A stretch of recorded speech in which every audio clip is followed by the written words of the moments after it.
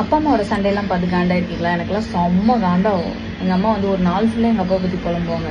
நானும் சரி அம்மா வந்து இந்த மாதிரிலாம் இருக்காங்களே, சரி பாவம் நம்மளும் வந்துட்டு அம்மாக்காக போய் அப்பாட்ட போய் பேசுவோம், ஏன் இப்போ இப்படிலாம் பண்ணுறீங்க அப்படிலாம் போய் கேட்போம் அப்படின்னு யோசிப்பேன். அப்புறம் கொஞ்ச நேரம் கழிச்சு அன்னைக்கு நாள் ஃபுல்லாக கத்தி முடிச்சு, ஐயோ எனக்கு டார்ச்சராக இருக்கு, எனக்கு லைஃபே பிடிக்கல அப்படி இப்படின்வாங்க. சரிம்மான்னு சமாதானப்படுத்தி எங்கள் அப்பாட்ட போய் செம்ம கடுப்பை கத்திட்டு இருப்பேன். அவரும் கம்முன்னு போயில அப்படின்னு போய் படுத்துருவார். சரி என்னடா பண்ணுறது, நம்மளுக்கு நைட்டு தூக்கம்லாம் போயிடும். காலையில் எழுந்துச்சோல்ல எங்கள் அம்மா, ஏங்க நாங்கள் டீ வச்சுருக்கேன் சாப்பிடுங்க அப்படின்வாங்களே பார்க்கணும். ஏய் யாரும்மா நீ, என்ன ஏமா அப்போ லூஸ் ஆக்குனேன், இதெல்லாம் சகஜம்தான்ற மாதிரி 2 பேரும் பண்ணிட்டு இருப்பாங்க. எனக்கு பார்த்தாலே அடியே காண்டாவும்.